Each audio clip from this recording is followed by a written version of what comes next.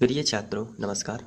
हम लोग प्रश्नावली 6.1 का प्रश्न क्रमांक दूसरा अब करने वाले हैं, जिसमें दिया गया है आकृति 6.14 में रेखाएं एक्स वाई और एम एन बिंदु ओ पर प्रतिच्छेद करती हैं यदि कोण पी ओ बाई बराबर 90 अंश और ए अनुपात बी बराबर 2:3 है तो सी का मान ज्ञात कीजिए।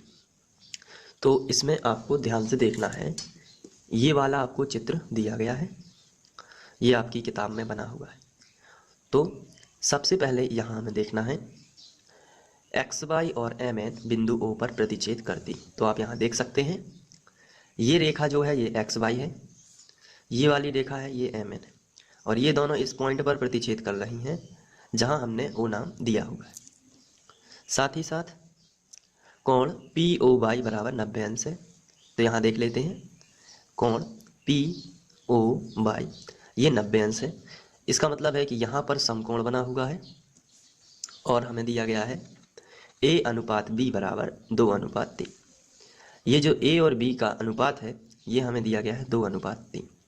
तो बस आपको यहीं से ही शुरू करना है कि ए अनुपात बी जो दिया गया है यहाँ से आपको क्वेश्चन स्टार्ट करना है। तो चलिए शुरू करते हैं। हल दिया है ए अनुपात बी बराबर 2:3।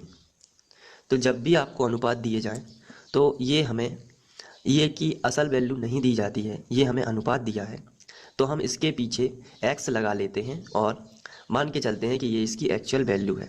जैसे हमें a का अनुपात दिया गया है 2 और b का अनुपात दिया गया है 3, क्योंकि यहाँ पर पहले लिखा है a तो यहाँ पर पहले लिखा है 2, दूसरे नंबर पर लिखा है b तो यहाँ पर लिखा है 3। तो a अनुपात b जो दिया गया है वो दिया गया है 2:3। तो ये हमें कोण के मान नहीं दिए गए हैं, ये हमें केवल अनुपात दिया गया है। तो हमें कोण के मान चाहिए तो हम यहाँ पर x लगा सकते हैं। माना a बराबर जो कोण है वो 2x अंश है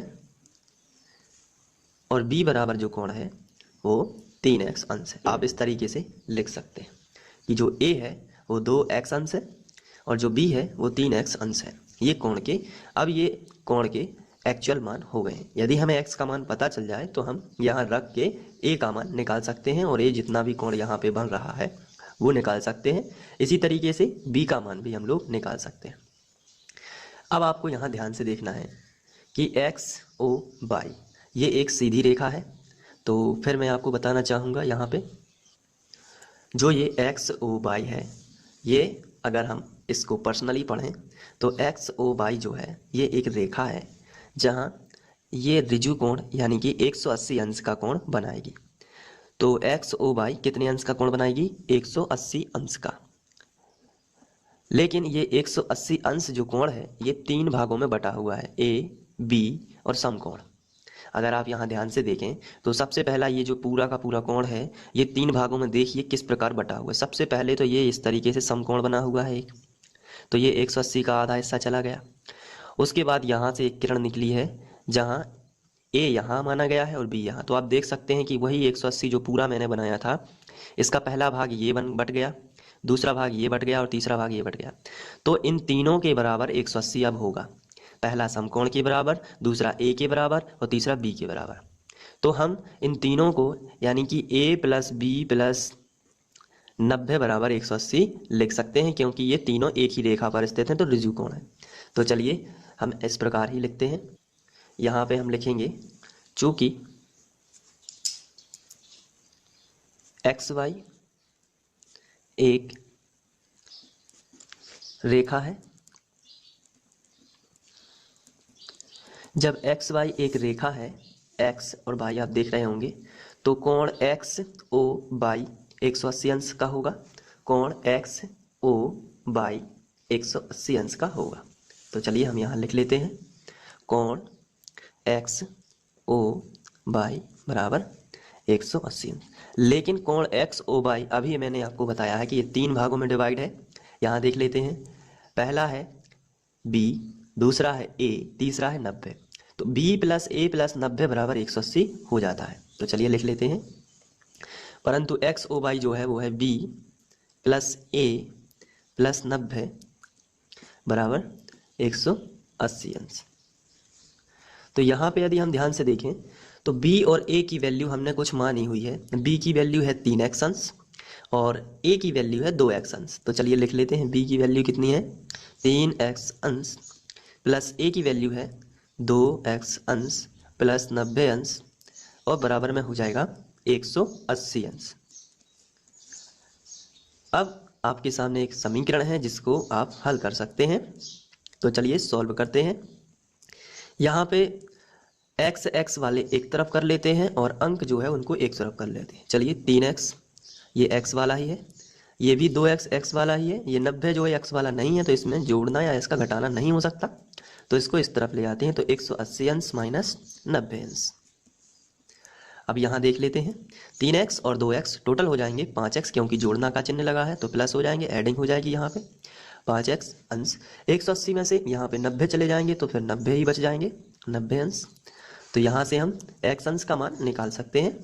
तो x अंश का मान कितना आएगा, यहाँ जो 5 है ये गुणा में है तो गुणा वाली संख्या भाग में आएगी, तो 90 अंश बटे 5 अंश, तो 5 आ जाएगा तो ये कैंसिल हो जाएगा 5, तो x अंश बराबर आएगा 18 पंचे 90, तो यहाँ पर आ जाएगा 18 अंश। तो x का मान हमें 18 मिल चुका है। तो हम अब a और b के मान आसानी से निकाल सकते हैं। जब हमने a माना है 2x अंश तो आप लिखोगे, चूंकि माना था कि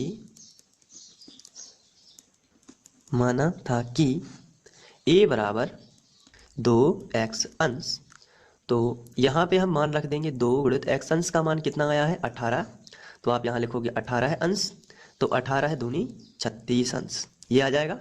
और साथ ही साथ यहाँ पर कर लेते हैं b बराबर कितना माना था, तो यहाँ देख लेते हैं b बराबर कितना माना था, ये है b बराबर हम लोगों ने माना था 3x अंश। तो चलिए यहाँ हम लिखेंगे 3x अंश, तो 3x अंश की जगह पर हम कितना लिखेंगे 18, तो ये हो जाएगा 18 दिया 54 अंश। तो ये a और b के मान आ चुके हैं। तो यहाँ पर अब हमें चूंकि क्वेश्चन देख लेते हैं एक बार, यहाँ पे हमें c का मान ज्ञात करना था, तो a और b के मान हमें मिल चुके हैं। तो ये अब ध्यान से देख सकते हैं, मैं यहाँ पे कुछ बताना चाहूँगा। यदि हम mn को पर्सनली देखें तो mn एक रेखा ये है और ये भी एक सरल रेखा ही है। यदि हम इसको यहाँ पे ऐसा कर दें तो ये एक सरल रेखा ही है। तो इस तरीके से ये आप समझ सकते हैं कि ये जो mn है यहाँ पे यहाँ से लेके यहाँ तक 180 बनेगा। आप इसको पर्सनली यहाँ पर देख सकते हैं, यहाँ से लेके यहाँ तक ये चूँकि एक सरल रेखा है MON जो है यहाँ पर बनेगा 180 अंश का कोण। लेकिन आप यहाँ यदि ध्यान से देखें तो जो MN है वहाँ से ये तो बन रहा है इसका 180 अंश, लेकिन इसमें B प्लस C हम लिख सकते हैं, B प्लस C इसमें शामिल है। तो अगर आप इसको देखें तो यहाँ पे एक ऐसी रेखा खींची है और यहाँ क्या आया है B, यहाँ पे है B और यहाँ पे C लिखा है, लेकिन टोटल B और C यदि आप लोग मिला दो तो B प्लस C आ जाएगा 180। आप इस चित्र में देख सकते हैं यहाँ पे ये जो MN रेखा है तो यहाँ पे कोण कितना बनेगा, पूरा का पूरा बन जाएगा 180 अंश, ये पूरा बनेगा 180 अंश यहाँ से लेके यहाँ तक। लेकिन उसमें कौन कौन दो कोण शामिल हो रहे हैं, पहला हो रहा है B जो यहाँ से यहाँ तक है, दूसरा हो रहा है C जो यहाँ से यहाँ तक है। तो B प्लस C बराबर 180 हो सकता है। तो चलिए हम लिख लेते हैं। अब हम लोग ऐसा क्यों कर रहे हैं, क्योंकि हमें C का मान चाहिए, इसलिए हम इसको C, चूंकि हमें B का मान पता है, टोटल पता है इनका 180 होता है, तो वहां से C का मान आ जाएगा। तो हम लिखेंगे चूंकि MN एक जो MN है ये वाली M से लेके N तक एक सरल रेखा है। जब MN एक सरल रेखा है तो कोण MON कितना होगा 180 अंश। लेकिन कोण MON जो है वो किन दो कोणों से मिलकर बना है, तो आंसर है B प्लस C से मिलकर बना है। तो यहाँ पे हम लिख लेंगे B प्लस C बराबर आ जाएगा 180 अंश। अब चूंकि B हमने ज्ञात किया हुआ है, ये तो था 54 अंश या 54 डिग्री, तो यहाँ पर हम लिखेंगे 54 54 अंश प्लस सी बराबर में आ जाएगा 180 अंश। तो सी 54 का पक्षांतर कर देंगे तो 180 अंश माइनस 54 अंश, तो यहाँ पे आपका आ जाएगा 126 अंश। तो ये सी का मान आ जाएगा।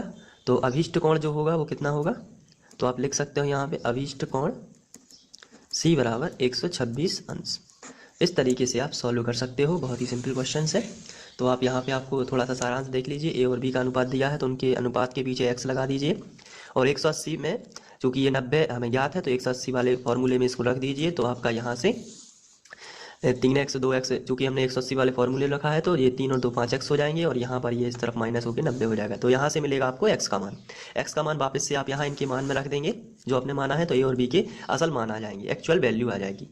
तो फिर आप क्या करोगे, यहाँ से चित्र में देखने से b और चूंकि हमें c का मान चाहिए इसलिए b का मान पता है, और चूंकि ये सरल रेखा है तो 180, तो यहाँ से आप लिखोगे b प्लस सी बराबर 180। b का मान पता है तो उसका पक्षांतर करके c की वैल्यू यहाँ से मिल जाएगी। इस तरीके से बहुत ही सिंपल क्वेश्चन था, ये तो था इसका सारांश। तो आप इसको समझ के कर सकते हैं। जिसमें हमें दिया गया है आकृति 6.15 में यदि कोण पी क्यू आर बराबर कोण पी आर क्यू है तो सिद्ध कीजिए कि कोण पी क्यू एस बराबर कोण पी आर टी। तो ये हमारा चित्र दिया गया है साथ में। तो इस चित्र में हमें ये वाला कोण और ये वाला कोण यानी कि कोण पी क्यू आर तथा कोण पी आर क्यू ये दोनों बराबर दिए गए हैं, पी क्यू आर और पी आर क्यू ये दोनों कोण कैसे हैं, बराबर हैं बिल्कुल। तो हमें सिद्ध क्या करना है कि ये वाला कोण जो है इस वाले कोण के बराबर है, जो मैंने नीले से बनाया हुआ है ये वाला कोण इस कोण के बराबर है, ये आपको सिद्ध करना है। तो बहुत ही सिंपल है, चलिए यहाँ देख लेते हैं। अगर हम ध्यान से देखें तो एस क्यू आर एक रेखा है। जब एस क्यू आर एक रेखा है तो इन दोनों कोणों का योग कितना होना चाहिए, 180 अंश। यहाँ भी क्यू टी एक रेखा है तो ये वाला कोण दोनों का योग कितना होना चाहिए, 180। बस यदि ये आपको समझ में आ गया तो फिर क्वेश्चन बहुत ही आसान है। कहने का मतलब है कि ये वाला कोण और ये वाला कोण दोनों मिलके 180 बना रहे हैं। देखिए ध्यान से, इस तरीके से पूरा अर्धवृत्त जैसे 180, और ये वाला कोण ये भी दोनों मिलके 180 ही बनाएंगे। तो हम लिखेंगे कोण पी क्यू एस।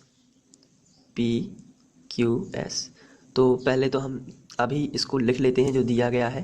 सबसे पहले तो हल और दिया गया है, हमें जो दिया गया है उसको पहले लिखना चाहिए।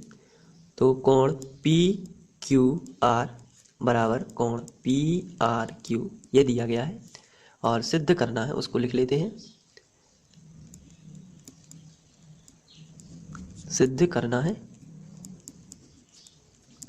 तो जिसको सिद्ध करना है वो भी लिख लेते हैं। क्या सिद्ध करना है, पी क्यू एस कोण पी क्यू एस बराबर है पी आर टी के, बराबर कोण पी आर टी के, ये हमें प्रूव करना है। चलिए अब हम लोग लिखते हैं, यहाँ से आगे बढ़ाते हैं इसको।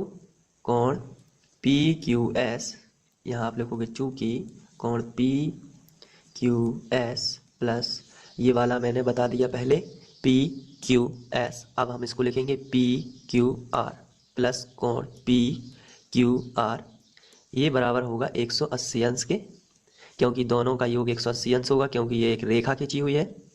तो इसको हम बनाएंगे समीकरण 1। दूसरा देख लेते हैं, यहाँ पे भी एक रेखा खींची हुई तो दोनों का योग कितना होगा, 180। तो कोण पी आर टी प्लस कोण पी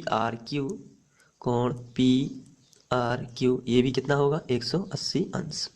समीकरण 2 बना लेते हैं। अब समीकरण 1 और समीकरण 2 की तुलना करते हैं। समीकरण 1 एवं समीकरण 2 से। तो यदि आप ध्यान से देखो कि इस तरफ वाले 180 के बराबर ये है, 180 के बराबर ये है, तो ये दोनों आपस में कैसे हैं, बराबर है। तो दोनों कैसे हो गए, बराबर, यानी कि कोण पी क्यू एस प्लस कोण पी क्यू आर बराबर हो जाएगा कोण PRT प्लस कोण PRQ। ये दोनों आपस में कैसे हो जाएंगे? बराबर। लेकिन PQR और PRQ ये दोनों कैसे हैं? बराबर। हमें दिया गया था, चलिए देख लेते हैं। यहाँ हमें दिया गया था PQR और PRQ दोनों कैसे हैं? बराबर है। तो यहाँ पे हम लिखेंगे PQR ये और ये कैंसिल, तो फिर क्या बचा? कोण PQS बराबर कोण PRT। यही हमारा प्रूफ हो जाएगा। तो इस तरीके से ये प्रूव्ड हो जाएगा, क्योंकि ये बराबर है, चूँकि कोण PQR बराबर है कोण PRQ के। ये दोनों कैसे हैं? बराबर। तो ये कैंसिल होने वाले थे, क्योंकि बराबर की इस तरफ दोनों कैंसिल हो जाएंगे, तो ये हमारा प्रूफ हो गया। इस तरीके से आप इसको सॉल्व कर सकते हो। बहुत ही आसान क्वेश्चन था। Thank you.